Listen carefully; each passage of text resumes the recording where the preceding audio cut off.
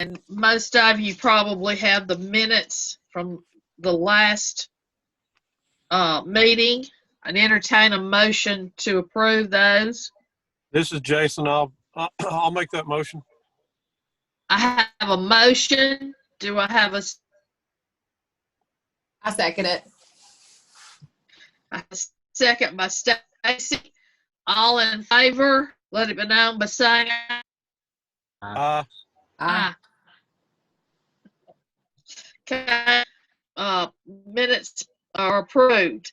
Do we have any public comments from anyone? Yes, I do. This is Jeff Knox. And I just want to kind of keep everybody in the loop of what's going on with the subdivision. Obviously, we're approved, and our last thing to do is go through the planning commission here. There's a couple of things that we don't have 100% done yet, and that would be we're working with me and Mark and J.W. Walford, Greg, and WS Engineering and Southern Sales all had a meeting.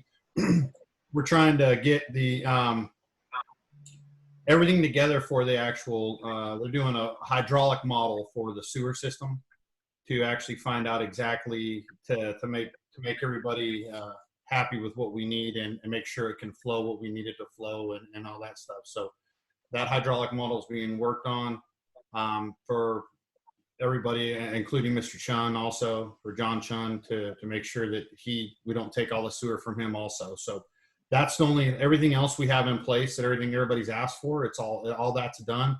This is our last thing that we're trying to do.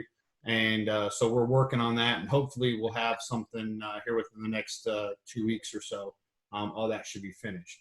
So I just want to kind of give everybody the heads up. And I don't know if Mark, if you need to put in on any of that and bring anybody up to speed, maybe I didn't mention or anything. And no, I actually was working with Greg on some of that today. We're working on getting him, some more data for him to create that model. So we're hoping to have something done. I think we said 30 days from the day we met, Jeff, if I'm not mistaken. I believe that's what it was. So hopefully we'll have something by this time next month. And that's one thing we do need to discuss before this meeting gets out is we typically don't meet in December. So we might need to be thinking about either a date that we might want to do before we get into Christmas or right after the holidays or whatever y'all want to do. Does anybody Mark, have any? I would just let Mark come up with a date and just send it out to us. Be fine with me. Or Marion, you can. That works with me too. Okay, we'll work with a couple of dates and send them out and see what's good for everybody. That sounds great. Mark, Okay. I'm out. I'm sorry, I was on mute. I'm out the first week of December. I'm having surgery, so I won't be able to come, but I can do it via Zoom probably. Okay. Okay, any other comments? All right, we'll move on to agenda item 4A, Moorhead subdivision request. Do we speak to that? Yep. I had a couple of questions. Is Will on here or not? Will is on here. Okay. So is this a sketch plat, a preliminary plat, or is it supposed to be a final plat? I think it was just a sketch that they were submitting for approval. And then, if y'all approved it, he was going to finalize it, I guess. Okay, because the city's engineer reviewed it. I have looked at it. There's a few calls missing, I noticed, on the boundary. Okay. And location of utilities. The biggest thing is the boundary calls, though, and making sure it's separated into separate parcels. Yeah, that was one thing I was looking at. The I guess we'll call it the mother parcel. The original parcel. There's almost no data at all on that, but that will be a lot. If it's under 5 acres, it cannot just be shown as remaining portion of property. It would be my belief that it would need all the same information as the new .34 acre lot. Is that correct, Stacy? Yes, we need to show everything on there and the area and the setbacks and all of that because you're now creating 2 lots. So you need to Okay. show all the information. Okay. And we'll remember on the mother parcel, we'll call it the bigger parcel, we did pass an ordinance a while back that Ken Trail may not be aware of, that we have a greater setback on Nashville Highway than we do in just a regular R1 zone. So just make sure, assuming we approve it, make sure Mr. Cantrell knows that the front setback along 31A, the setback line will be greater. And I think we increased that to, was it 75 minimum or 50 foot minimum? I can't remember what it was, but it was a greater setback than a normal R1 would require, I think.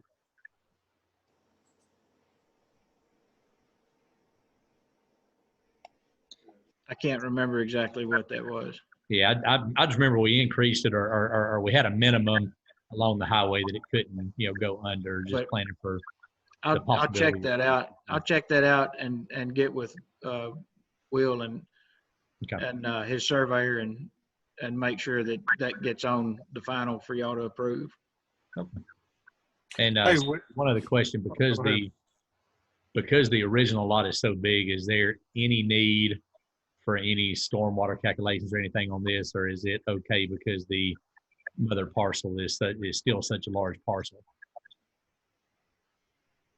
No, I mean, it's still a residential lot and they're not making any grading or adjustments to it. So Okay. I would. Okay, perfect. Hey, this is Jason. I've got a question. And Will, I only bring this up because I've had a few members of the Stony Brook subdivision ask me this, and I didn't know. I mean, I think they've just seen the survey stakes out there, and they've had a question. I guess the house, there's only one house that you're looking at building, right? And that's the lot on the left-hand side of Sunnyside going in. Is that correct? Is that what we're looking at? Right. Okay. And on that one, and I'm not saying you have to, because I don't think we can set that perimeter because it's not a part of the original subdivision. The only questions I've had, is it going to look uniform to the rest of the houses in the subdivision? Was their concern, that's the first thing you see when you pull in on the left. So what was your plans? And like I said, I don't think the planning commission can dictate what you build there. I was just asking because I've been asked, so if somebody tunes in or goes back and looked at the video, then I've done what I've told them I would do, and that's to ask you. Yeah. Okay. So, I mean, our plans are to try to keep it pretty uniform with the subdivision there. So, I mean, there is, like you said, I don't think there's any restrictions, and it's not part of that subdivision. So I don't think there's a full blown requirement, but, our plan is to try to do something, that fits in. I mean, I'm not looking to pull in a double wide trailer there or do straight vinyl siding or something. So, I think we'd like to keep it looking uniform. It'll bring more money and it'll help everybody else's prices stay in line. And I mean, keep in mind, we still own, our family still owns a house across the street from there. So, I thought you did. I'm not I really haven't looked that up, but I thought you still Yeah, owned my that one, so. grandmother bought that from Matt. So, I mean, we're not looking to, cut our own throat there either. So It'd just be a brick house or a brick vinyl combination. Is that what you're Right. looking at? right. Okay. Yeah. And I would say like 14 to 1,800 square feet, somewhere in that vicinity. So, Okay. All right. That's all I've got. All right. Okay, is there anything else? Are there any act that we need to take? What, can we make a motion on this before we get the plat as Stacy requested with the final information on there? I don't think we can approve it as a plat. I mean, I think we could give it a thumbs up as a concept, that the concept works, but it's missing, signature blocks and a bunch of information on the original parcel. I did have one other question is, what did we decide a while back on the sidewalks? Is this exempt on the sidewalk requirement, or will both lots have to have a sidewalk along Sunnyside and Nashville Highway? I don't remember. I remember we was back and forth on a 5 lot minimum, and then we went to pretty much anything on the underground, underground power and the sidewalk, but I can't remember what the final determination was. Is this something that'll require a sidewalk around it or not? I think as it's written, it would not, but I would Okay. have to double check that. Can we make an exemption and vote on the exemption for an exception for something like that? To make Will put a sidewalk in front of the house? Yeah, it wouldn't really be practical. I mean, because That it's would look- not going Yeah, anywhere. that would look ridiculous. Yeah. I think that it has language in there that keeps things practical, Okay. where that it would not require that. Okay, perfect. Okay, so we want to give him a thumbs up on the concept. That's what you're saying. Yeah, I think conceptually, as long as all the requirements for signature blocks and everything, pretty much anything that Stacy, the city's engineer firm would require, conceptually it looks like it would work. So, I mean, I think we could give them a thumbs up as a concept plan, but I don't think we can officially vote on it. Could it be approved subject to? No, it's missing too much. So basically, we're going to say that we are in agreement unless someone speaks up. We have a census that it's got but it needs.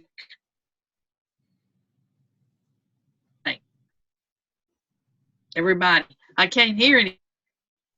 You're cutting in and out, Marion. I think what Isaac said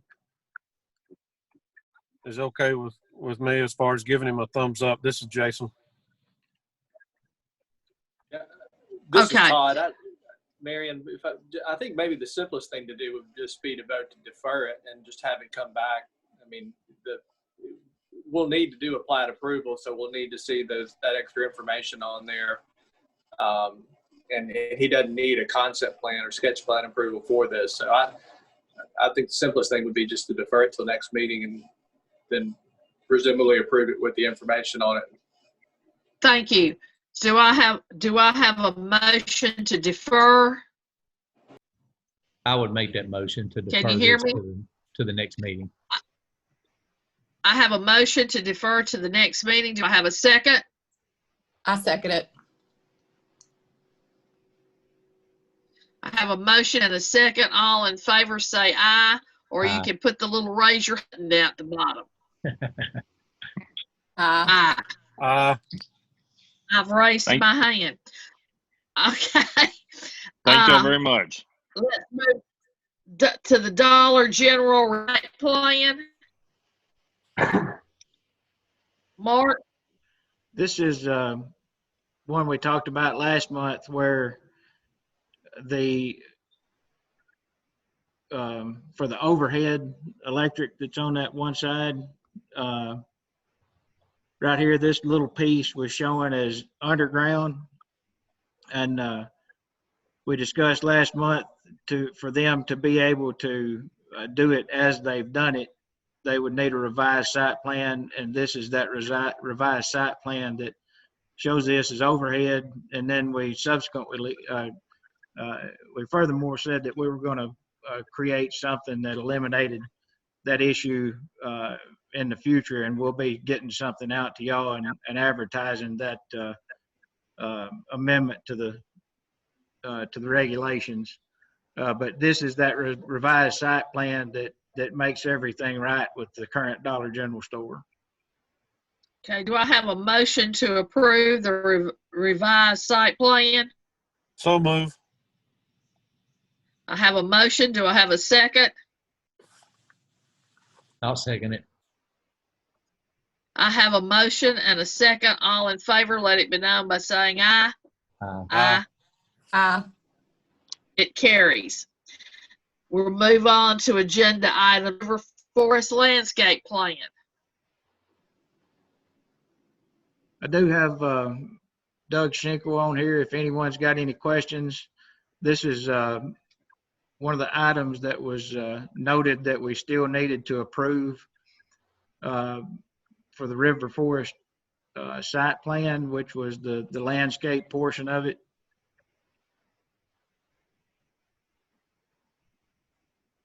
Do we have any discussion? Any questions? Yeah, I had a question. I know this property originally was zoned B1. Is that correct, Mark? And I think B2. B2, what was it rezoned? Because if it's still B2, would it require a landscape buffer on the north side, or not? Because is the north side zoned B2 as well, or did they rezone it to R3 to exempt that requirement? I don't remember what we did here. I think that the first, 100 feet of this property, if I'm not mistaken, is still B2 with the backside R3, but it's all being done with the PUD overlay. So I would defer to Todd to answer the question whether that underlying zoning had anything we need to do with that underlying zoning since it's done as a PUD. And I guess the second part of that question, does anyone know the future plans of the property to the north of that? Well, and I guess that's my question too, Mark, sort of is related to that. What is the immediately adjacent to that currently zoned? Is it still R3, but part of the PUD overlay? To the north is residential property, if I'm not mistaken. And then the properties to the south are commercial. So would we need a landscape buffer there, or is that something that's our discretion?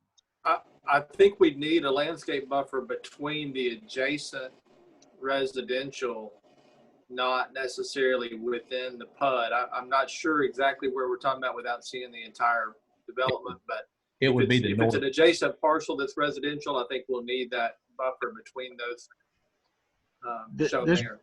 This property line here, I think, abuts a residential property to the north. Yeah, I think and it's just an undeveloped portion of property, but someone could develop it and it could be residential or easily zoned commercial. But right now, with it being residential, I think at a minimum it would need some type of a landscape buffer or raised berm with some small landscape and something that would satisfy as a buffer.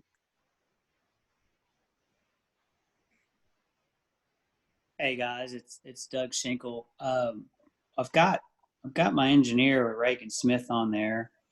Mark, are you on? I am. So we had a landscape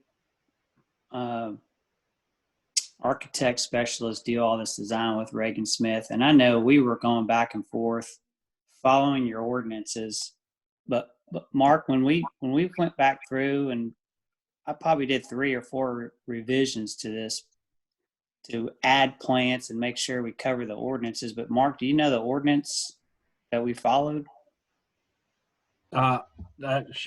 Kate is actually on the call. She's the one who went through the ordinances. I asked her to get on the call to speak the landscape side of it. I know the property to the north is zone R1, so you are right. It is a residential property.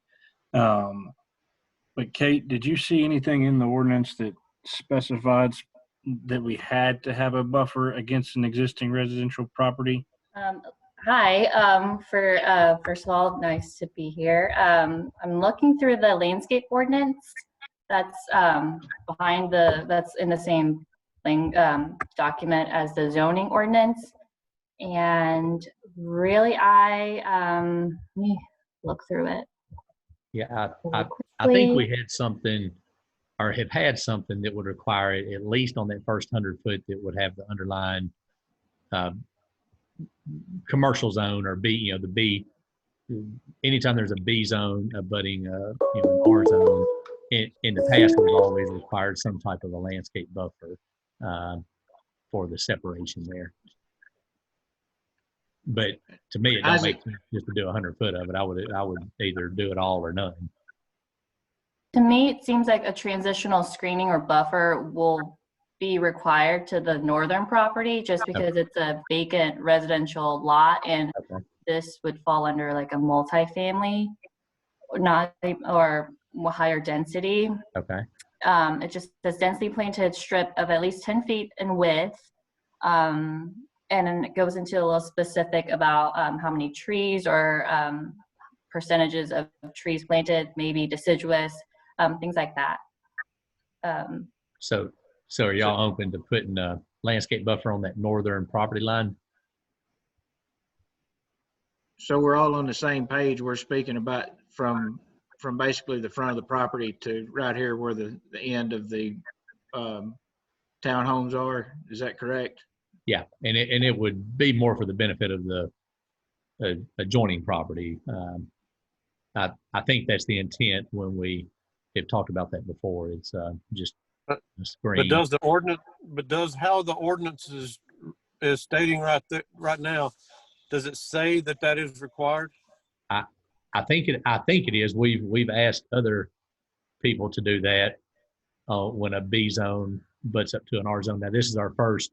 Is this a PUD overlay, Mark? It is a PUD overlay, and that would be my question for Todd is what's going to be the, the controlling ordinance here? Would it be the PUD overlay, or would it be the underlying zone, or would it matter? Well, I think on the PUD, we have the option or the right to request pretty much anything we want. So, I mean, I think it would need something at a minimum. And I mean, I'd be okay with the plan as drawn if something was added on the northern side right there. Yeah, and to answer the question, I think with respect to the adjacent parcels, I don't think there's anything in the PUD ordinance that would exempt it from having to comply with the boundary to an adjacent parcel. Now, if it is within the PUD itself, I think then you could waive any sort of landscaping if you wanted to between uses within the PUD. But that language in the ordinance with respect to the buffer between a B zone and a residential zone has been in there, forever. So, what about a B zone going up against an agricultural zone, because it butts up to Greg Harris's farm? Yeah, in the city, Jason, in the city, we don't have an agricultural zone. Everything's either B or R. Okay. Okay, well I just wanted to ask to make sure, because I know that Reagan Smith dove into those ordinance pretty hard, and it looks like we should be able to add something along that border. I just wanted to ask the question to make sure we're on the same page. Yeah, and which this doesn't have anything to do with the landscaping, but I know right now, as the lot lays, there's a high voltage overhead power line going pretty much right through the center of the parcel. Is y'all's plan to reroute that to stay overhead right against the highway, or are y'all gonna jump underground, go through your property, and then jump back overhead? Have y'all talked through that? No, we have, and we've worked with Duck River Electric and all those engineers, and we just last week got a verbalization of kind of how their long-term play is against the state highway and what they want to do long-term and short-term. So it's moving those power lines that come through those townhomes and pulling them up forward to the street. But staying overhead and it's staying overhead, and then we go underground from the highway to the development. But they have a long-term plan that they've been working on too for the potential growth and moving some of those poles. And there's some pretty big poles they're going to put in front there. Isaac. Yeah, Todd, this is a question for you, because they're having to reroute an existing overhead power line. Are we okay because they're being rerouted in just a different part of the property? We're okay with those staying overhead. Because they're already there, they're just being rerouted. They're technically not running new power into the property. There's already existing overhead on the property. They just got to reroute it to get it off the rooftops, or the proposed rooftops. Are we okay with that staying overhead as long as they reroute it on the highway? And then my next question on that, once it's rerouted on the highway, is Duck River going to be okay with your landscaping plan with all these trees underneath their high voltage lines? Because typically they're going to want to wipe out a 40-foot strip. So kind of, to me, it seems like it defeats the purpose if we plant these trees and then 2 years later Duck River comes in and cuts them all down. This is Kate, at the landscape architect. I have a question about that. So we're showing street tree because your ordinance is requiring us to show street trees along any like highway and the public roads. If there is in case where there is a utility conflict, is street tree something that can be waived through planning commission or? Yeah, and that was kind of the nature of my question, because it's we're battling two things, which I know going underground is an option. It's just not a cheap option, especially when you're dealing with underground primary, the high voltage. That's probably a 3-phase line through there. So it is. It's a 3-phase.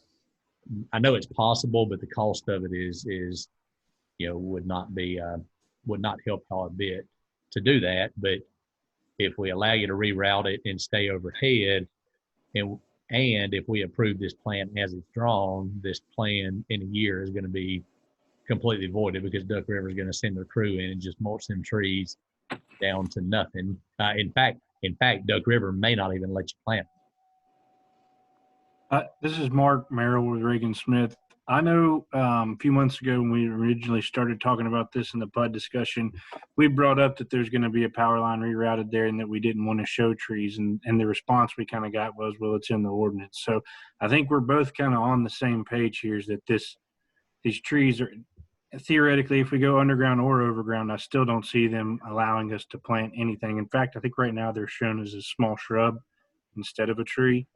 But I think it goes back to Kate's point. I mean, if it's a moot point to show them anyways, and they're going to either get planted, get ripped up, or taken out, can we just not show them? Well, I guess, Todd, that's a question I guess I have for you. If in a situation like this where underground is an option, it just would be a financial hardship on the developer. Do we allow them to get around our regulation due to a financial issue, or do we leave the trees and go underground? Yeah, I don't know that our ordinance would allow us to require them to go underground for this moving of an existing line. They're not moving a new power to the property, and especially with it being the high voltage. I'd have to look back at it, but I don't know that we can require them to go underground the way our ordinance is written under these circumstances. Well, does it make sense for us to allow them to reroute it overhead, knowing that they're going to have to plant these trees and cut them down? Yeah, well, and again, that is something I think we can do, is to adjust the landscaping requirement to fit whether that's removing it altogether or moving it outside the utility right of way. Okay. But one option or another, I think you can certainly do something that makes sense, that we don't have to put something there that's going to get demolished. So Mark, this is a question for you.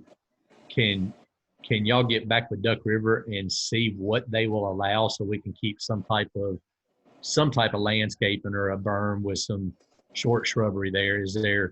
Can y'all get with Duck River to see what they would allow or what height they would allow, and come up with leave a landscape buffer, but come up with an exception for some low growing